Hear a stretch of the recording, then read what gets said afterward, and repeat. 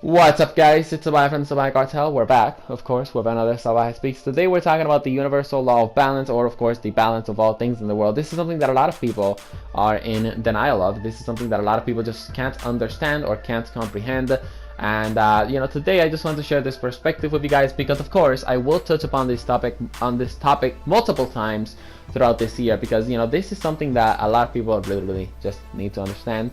And again, I love sharing my perspective with you guys. So anyways, with that said, let's talk about the universal law of balance, or of course, the balance of all things in the world. What do I mean by the balance of all things in the world? Well, in order for there to be good, obviously evil has to exist, or bad things have to exist. It's like I have said before on my Salvajee Speaks series, we already have world peace. Like, world peace is a thing. Like, we have world peace right now. There are bad things going on in the world, and then there are also good things going on in the world, and that's why we have world peace. If any of these energies were to get subtracted from the equation, the world would end, or we would come to know life, I guess you could say, with no emotions, right? Because just like some dude said, for every action there's an equal and opposite reaction. For positive energy, there has to be negative energy, right? And that's of course why the yin and the yang exist. Okay, there's good, there's bad, there's bad.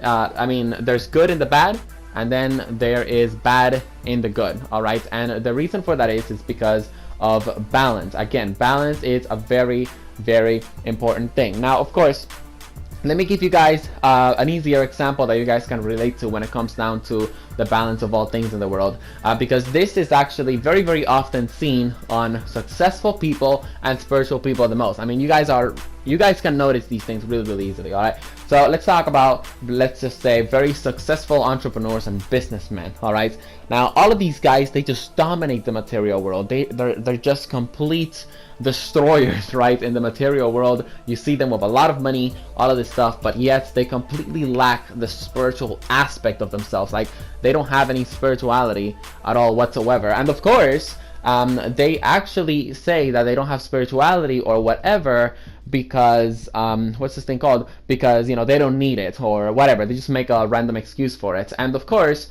that is the universal law of balance applying into their life itself. Now, what do I mean by that? Okay, because you guys might be confused, and it's okay. If you have any questions, by the way, ask them in the comment sections. But what do I mean by that? Okay, look, they're rich as fuck, all right? They have a ton of money. They're very happy with their life, but they lack the spiritual aspect to it. You see the balance in there? There's balance, and they're in balance, and since they are in balance, they are actually balanced.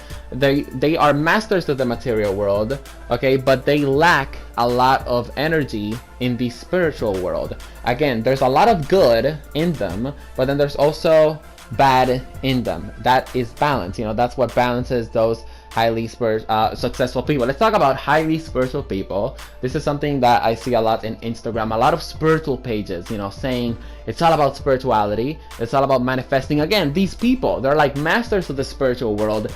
They dominate the spiritual world, actually. But yet, they are completely lacking in the material aspect of the world. For example, they say, you can sort of manifest things into the world, and you can have anything you want, and you manifest it to life and all that stuff. But when you look at the real life, they're not really manifesting a lot of things. They're not really making a ton of money. They're not dominating the material world.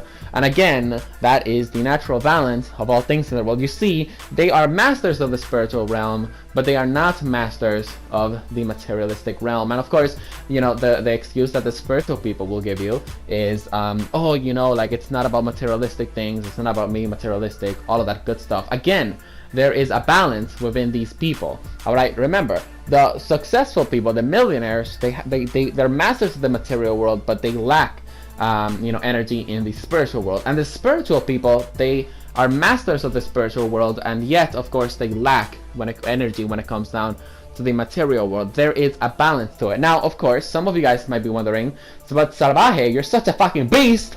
I'm just kidding, but Salvajee, what if these spiritual people actually become masters, of course, of the material world? Okay, so for example, let's say it's a very rich person. He's a master of the material world. He's just dominating when it comes down to everything in life, and of course, he's very spiritual, right? Because I believe I could be that person in the future. All right.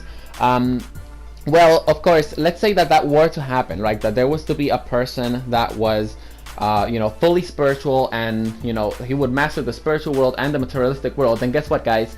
The natural balance of all things in the world would still apply to that person, because even though he's a master of the spiritual world and the material world, there would still be something that is missing. Listen, guys, there is always going to be something that is missing, and as humans, we are always looking for that. We are always looking for that thing that is missing, when we can just accept it, that there will always be something that is missing, because that is the balance of all things in the world. There will always be negative energy, there will always be positive energy.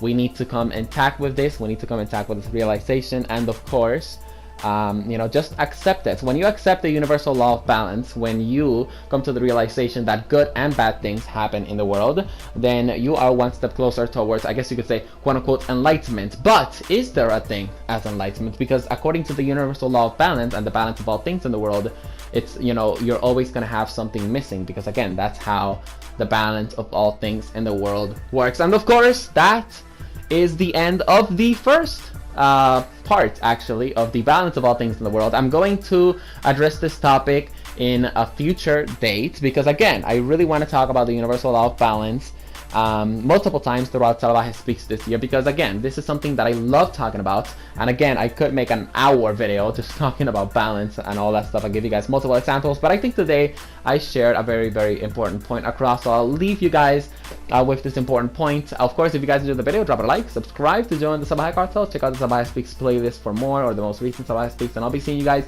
on the next video. If you like the video, drop it a like, and if you dislike it, drop it a dislike. Again, there's like and dislike because of balance. Peace out, guys. See you on the next video.